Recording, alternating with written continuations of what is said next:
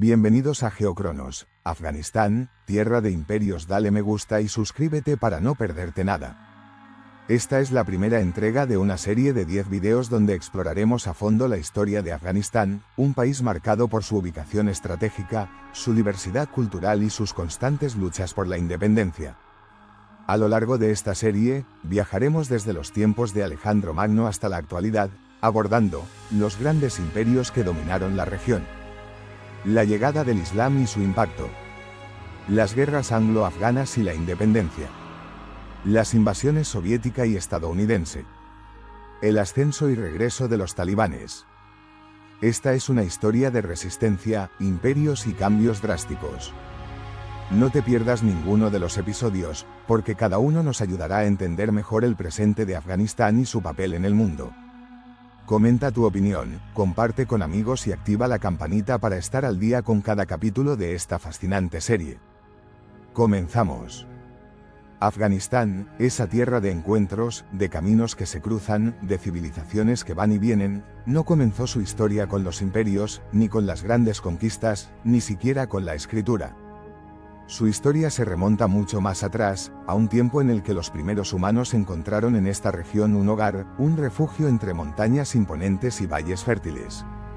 Aquí, en este rincón de Asia, donde la naturaleza puede ser tan hostil como generosa, los primeros asentamientos humanos comenzaron a surgir, marcando el inicio de una civilización que, siglos después, se convertiría en el punto de encuentro de las grandes potencias del mundo antiguo. Vamos a viajar miles de años atrás, a un tiempo en el que la humanidad estaba en plena transición, dejando atrás la vida nómada y aprendiendo a trabajar la tierra, a domesticar animales, a construir los primeros poblados. Imaginemos el mundo en aquel entonces. En Mesopotamia, las primeras ciudades como Uruk y Nippur comenzaban a erigirse entre los ríos Tigris y Éufrates. En Egipto, los faraones iniciaban la construcción de templos y tumbas monumentales. En el Valle del Indo, la civilización arapea florecía con una planificación urbana asombrosa. Y mientras todo esto sucedía, en la región que hoy conocemos como Afganistán, una sociedad avanzada emergía en las tierras fértiles del norte, en lo que más tarde se llamaría Bactria y Margiana. Bactria y Margiana no fueron simplemente asentamientos dispersos, sino verdaderos centros de cultura y comercio que prosperaron entre el 2200 y el 1700 antes de nuestra era. Estas civilizaciones, mucho menos conocidas que sus contemporáneas de Mesopotamia o Egipto, dejaron un legado que, aún hoy, los arqueólogos están descubriendo poco a poco. En el norte de Afganistán y Turkmenistán, las excavaciones han revelado templos, fortalezas, palacios y complejos urbanos que evidencian una sociedad sofisticada, organizada y con una gran capacidad de adaptación al entorno. Pero, ¿qué hacía de Bactria y Margiana un lugar especial? Primero, su ubicación. Estas tierras no estaban aisladas, sino situadas en un punto de contacto entre diferentes civilizaciones. Por un lado, estaban conectadas con la civilización del Valle del Indo, con quienes intercambiaban bienes y conocimientos. Por otro, mantenían relaciones con Mesopotamia, la cuna de la escritura y del comercio a gran escala. Y, al mismo tiempo, miraban hacia el este, hacia lo que hoy es China, formando parte de una red comercial que, siglos después, daría origen a la legendaria Ruta de la Seda. Las evidencias arqueológicas nos muestran una sociedad próspera. Se han encontrado objetos de oro, herramientas de cobre, sellos de piedra con inscripciones y esculturas de gran detalle, lo que indica no solo un alto nivel de desarrollo artesanal, sino también una organización política y económica avanzada. En Gonur Tepe, uno de los sitios más importantes de la civilización de Margiana, los arqueólogos han descubierto un complejo urbano con murallas defensivas, almacenes de grano, sistemas de irrigación y un impresionante templo de fuego, lo que sugiere que la religión desempeñaba un papel fundamental en la vida cotidiana de estas poblaciones. El comercio fue otro de los pilares de estas civilizaciones. Los habitantes de Bactria y Margiana sabían que su tierra era un punto de conexión entre culturas y aprovecharon esa ventaja. Los intercambios comerciales se realizaban a través de caravanas que transportaban metales preciosos, textiles, especias y productos exóticos. se han hallado rastros de lapislázuli, una piedra semipreciosa de un azul intenso que era extraída de las minas de Badakhshan, en lo que hoy es Afganistán, y que llegaba hasta Mesopotamia y Egipto, donde se utilizaba para decorar los templos y las joyas de la realeza. Y aquí hay un detalle fascinante. En la civilización del Valle del Indo, en ciudades como Mohenjo-Daro y Harappa, se han encontrado sellos y estatuillas con inscripciones y símbolos que también han aparecido en los restos arqueológicos de Bactria y Margiana. Esto indica que, desde tiempos remotos, Afganistán fue un puente entre civilizaciones, un territorio donde las culturas no solo comerciaban, sino que se influenciaban mutuamente, intercambiaban ideas, costumbres, conocimientos. Pero la historia de Bactria y Margiana no es solo una historia de comercio y esplendor. También es la historia de un mundo en transformación, de un periodo en el que las civilizaciones aún eran frágiles, dependientes del clima, de los recursos naturales, de los ciclos de la naturaleza. Y, como en tantas otras partes del mundo, el destino de estas sociedades no estaba asegurado. Hacia el 1700 antes de nuestra era, las ciudades de Bactria y Margiana comenzaron a decaer. Las razones exactas aún son objeto de debate entre los historiadores, pero hay varias teorías. Algunos sugieren que el cambio climático jugó un papel determinante, el debilitamiento de los ríos, la desertificación progresiva y la escasez de agua pudieron haber forzado a sus habitantes a abandonar sus ciudades. Otros plantean que la llegada de nuevos pueblos, quizás tribus indoeuropeas que migraban desde las estepas, alteró el equilibrio político y social de la región. Lo que es claro es que, tras siglos de esplendor, estas civilizaciones desaparecieron gradualmente, dejando tras de sí vestigios de una época dorada que solo ahora comenzamos a redescubrir. Sin embargo, su legado no desapareció por completo. Bactria siguió existiendo como una entidad cultural y política, evolucionando con el tiempo. Sus habitantes no desaparecieron, sino que se integraron en nuevas estructuras sociales y políticas, influyendo en los reinos y dinastías que surgirían después. Siglos más tarde, esta región volvería a resurgir como un centro de poder, primero bajo los persas, luego con Alejandro Magno y más tarde con los greco-bactrianos y los kushanos. Así, la historia de los primeros asentamientos en Afganistán no es solo un capítulo aislado del pasado, sino el prólogo de una historia más grande, una historia de encuentros, de intercambios, de adaptaciones constantes. Desde el inicio, Afganistán ha sido un punto de convergencia, un territorio en el que las culturas no solo pasaban, sino que se mezclaban, se transformaban, se reinventaban. Y esta será la constante de su historia, un lugar donde el mundo se encuentra, donde las civilizaciones dejan su huella y donde, a pesar de los cambios, el espíritu de la región permanece. Lo que hemos visto hasta ahora es apenas el inicio de nuestro viaje. En el próximo capítulo, exploraremos cómo esta tierra, ya marcada por su papel estratégico en el mundo antiguo, pasó a formar parte del vasto imperio persa, convirtiéndose en una de sus satrapías más importantes. La historia sigue, y nosotros seguimos con ella. La historia de Afganistán no se detiene. Lo que hemos visto hasta ahora es solo el primer capítulo de un relato milenario. Las antiguas civilizaciones de Bactria y Margiana nos han mostrado que Afganistán no fue un territorio periférico, sino un eje de intercambio y desarrollo desde los albores de la historia. Pero ningún poder en la antigüedad era eterno, y las ciudades que un día fueron centros de comercio y cultura comenzaron a perder su esplendor. Algunas desaparecieron, otras evolucionaron, pero la región no quedó en el olvido. Por el contrario, su importancia estratégica la convirtió en un objetivo codiciado para los grandes imperios que vendrían después. Y así llegamos a una nueva etapa en la historia de Afganistán, una etapa en la que el poder dejó de estar en manos de pequeños reinos locales para pasar a formar parte de una de las mayores estructuras de dominación del mundo antiguo, el Imperio Persa. La llegada de los persas no solo transformó la administración y la política de la región, sino que también introdujo nuevas creencias, nuevas formas de organización y una conexión más profunda con la red comercial y cultural de Asia. Pero la historia no se detendría ahí, porque tras los persas vendría un conquistador aún más ambicioso, un hombre que soñó con unir Oriente y Occidente bajo un solo gobierno, Alejandro Magno.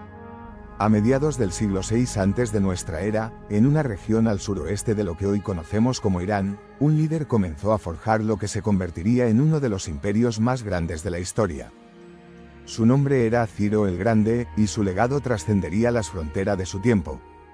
Bajo su liderazgo, los persas lograron lo que ningún otro reino había conseguido hasta entonces: unificar un vasto territorio que iba desde el mar Egeo hasta las puertas de la India. Y en el centro de esta expansión, en una región montañosa y difícil de conquistar, se encontraba Afganistán. Para Ciro y sus sucesores, Afganistán no era simplemente una extensión de tierra más en su imperio, sino una pieza clave en su estrategia. Controlar Afganistán significaba tener acceso a las rutas comerciales que conectaban el Mediterráneo con el Valle del Indo y China. Era, en esencia, un punto de paso obligado para el comercio y la comunicación entre Oriente y Occidente. Pero dominar Afganistán no era tarea fácil. A diferencia de otras regiones conquistadas por los persas, Afganistán no tenía un poder centralizado que pudiera ser derrotado en una sola batalla. En lugar de un reino con un solo gobernante, la región estaba dividida en múltiples tribus y ciudades-estado que tenían sus propias estructuras de gobierno y defensa. Esto obligó a los persas a adaptar su estrategia de conquista. No podían simplemente marchar con su ejército y tomar el control, tenían que negociar con los líderes locales, ofrecer alianzas y, en muchos casos, permitir cierto grado de autonomía a cambio de tributos y lealtad. Y así fue como Afganistán pasó a formar parte del Imperio Persa. En lugar de ser anexado brutalmente, el territorio fue incorporado a la administración persa a través del sistema de satrapías, provincias gobernadas por funcionarios llamados sátrapas, que respondían directamente al rey. Bactria, la región más rica del actual Afganistán, se convirtió en una satrapía clave dentro del imperio, con un papel esencial en la economía y el comercio de Persia.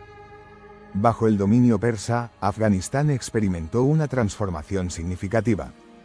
Se construyeron carreteras para facilitar el movimiento de tropas y mercancías, se fortalecieron las ciudades estratégicas y se promovió el comercio a gran escala. Pero quizás el cambio más profundo no fue material, sino espiritual. Fue en esta época cuando el zoroastrismo, la religión oficial del imperio persa, comenzó a difundirse por la región.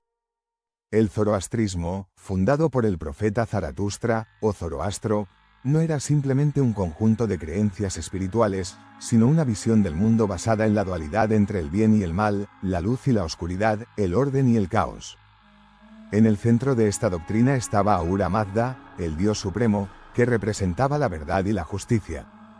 Sus seguidores creían en la lucha constante entre las fuerzas del bien y las fuerzas del mal, y en la responsabilidad de cada persona de elegir un camino recto en la vida.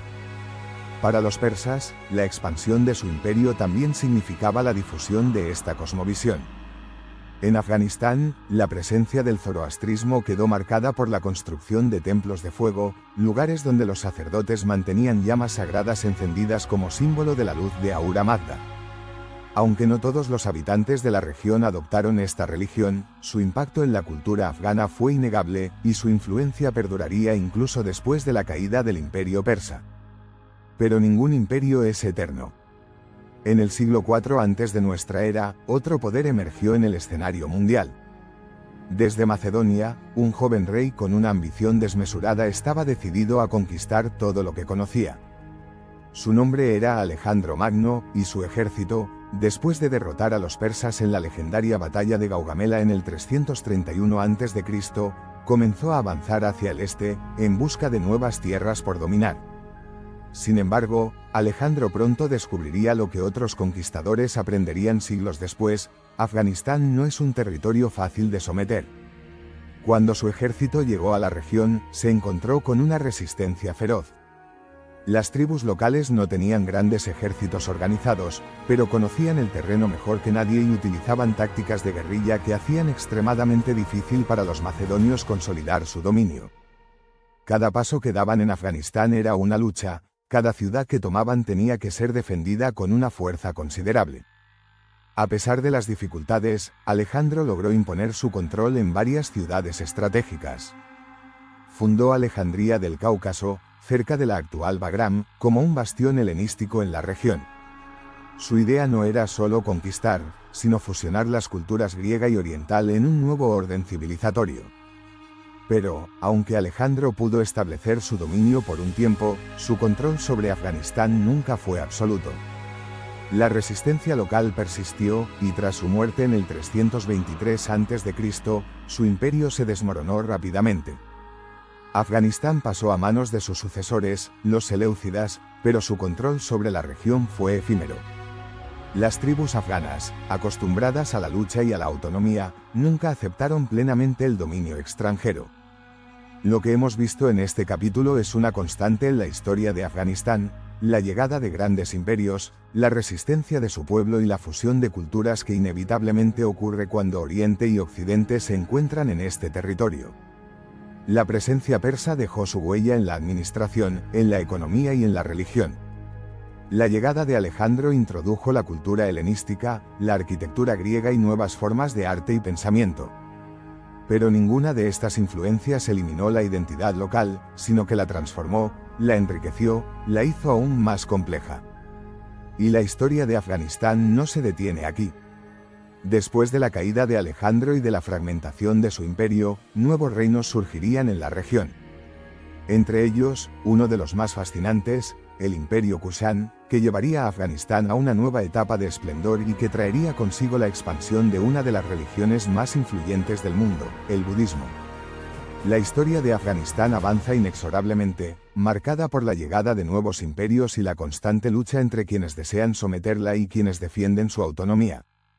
La resistencia de su pueblo, la absorción y adaptación de influencias extranjeras, y su papel crucial como punto de contacto entre Oriente y Occidente han definido su destino a lo largo de los siglos. Después de la caída de Alejandro Magno y la fragmentación de su imperio, Afganistán se convirtió en un territorio en disputa, primero bajo el control de los seleucidas, luego de los greco-bactrianos y finalmente bajo la influencia de un poder emergente, el Imperio Kushan. Con ellos llegaría no solo una nueva estructura de gobierno, sino también un cambio fundamental en la identidad espiritual de la región.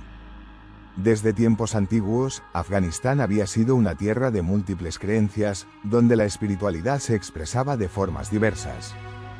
Bajo los persas, el zoroastrismo había dejado su huella, pero tras la llegada de los griegos, una fusión cultural sin precedentes había comenzado a tomar forma. En las antiguas tierras de Bactria, donde Alejandro y sus sucesores establecieron sus dominios, se había iniciado un proceso de síntesis entre la tradición helenística y las prácticas locales. Y cuando los kushanos tomaron el control, este proceso se aceleró, trayendo consigo una de las religiones que daría a Afganistán una nueva identidad, el budismo. Los kushanos fueron una dinastía de origen nómada, descendientes de los Yuezhi, un pueblo que había emigrado desde las estepas de Asia Central. A diferencia de los invasores anteriores, no llegaron como destructores, sino como gobernantes dispuestos a integrar y fortalecer el territorio bajo su dominio. Su imperio, que se extendía desde el actual Pakistán hasta partes de China y Afganistán, consolidó la región como un punto clave en la ruta de la seda, la red comercial que conectaba el mundo mediterráneo con el lejano Oriente. Fue en este contexto de intercambio y prosperidad que el budismo encontró su camino hacia Afganistán. La influencia budista en la región fue profunda y duradera. Desde la India, donde había surgido como una filosofía basada en las enseñanzas de Siddhartha Gautama, el budismo comenzó a expandirse hacia el norte, encontrando en los kushanos un vehículo perfecto para su difusión. Bajo el reinado de Kanishka, uno de los monarcas más importantes del Imperio Kushan, el budismo no solo fue promovido como una religión de Estado, sino que también experimentó una transformación significativa. Fue aquí donde se desarrolló una de sus vertientes más influyentes, el budismo Mahayana. El Mahayana, a diferencia de las formas más antiguas del budismo, planteaba la idea de que la iluminación no era solo para unos pocos monjes, sino que cualquier persona podía alcanzarla. Este mensaje de accesibilidad y universalidad permitió que el budismo se arraigara profundamente en Afganistán, dando lugar a una vibrante tradición artística y filosófica. Fue en este contexto donde surgió el arte greco-budista, una expresión única que combinaba la estética helenística con la espiritualidad oriental. En la región de Gandhara, que abarcaba parte de lo que hoy es Afganistán y Pakistán, los artistas comenzaron a representar a Buda con rasgos griegos, con túnicas drapeadas al estilo macedonio, con una expresión serena que recordaba a las esculturas clásicas de Atenas. Hasta ese momento, Buda no había sido representado en forma humana, sino a través de símbolos como la rueda del Dharma o la huella de sus pies. Pero en Gandhara, bajo la influencia del arte helenístico, surgió una nueva iconografía que definiría la forma en que el mundo conocería a Buda en los siglos siguientes. El legado de esta fusión cultural no solo se manifestó en el arte, sino también en la arquitectura y la educación. Se construyeron monasterios y estupas monumentales, como las de Bamiyan, donde gigantescas estatuas de Buda fueron esculpidas en los acantilados de la región. Estos monasterios no solo servían como lugares de culto, sino también como centros de enseñanza, donde se estudiaban textos religiosos, filosofía, astronomía y medicina. Durante siglos, Afganistán se convirtió en un faro de conocimiento y espiritualidad, un lugar donde monjes y eruditos de diferentes rincones de Asia venían a aprender y compartir sus ideas. Pero como hemos visto a lo largo de la historia, ningún poder es eterno. A pesar de la influencia de los kushanos y del auge del budismo, Afganistán seguía siendo una tierra de paso, un cruce de caminos donde nuevas fuerzas emergían y reclamaban su lugar. Con el tiempo, los kushanos comenzaron a perder su dominio sobre la región, debilitados por las disputas internas y la presión de nuevos imperios en expansión. Hacia el siglo III de nuestra era, el imperio sasánida, que había reemplazado a los partos en Persia, comenzó a expandirse hacia el este, reclamando las antiguas satrapías persas que ahora estaban bajo dominio kushan. Al mismo tiempo, desde el norte, grupos nómadas conocidos como los getalitas comenzaron a presionar sobre las fronteras del imperio, sumiendo a la región en un periodo de inestabilidad y fragmentación. El declive de los kushanos marcó el comienzo de una nueva era para Afganistán. Con la llegada de los sasánidas, el zoroastrismo resurgió en la región, pero el budismo no desapareció. Durante varios siglos, ambas tradiciones coexistieron, cada una dejando su huella en la identidad cultural del país. Sin embargo, un cambio aún más profundo estaba por llegar, un cambio que transformaría por completo el destino de Afganistán y lo integraría en una nueva estructura global, la llegada del Islam.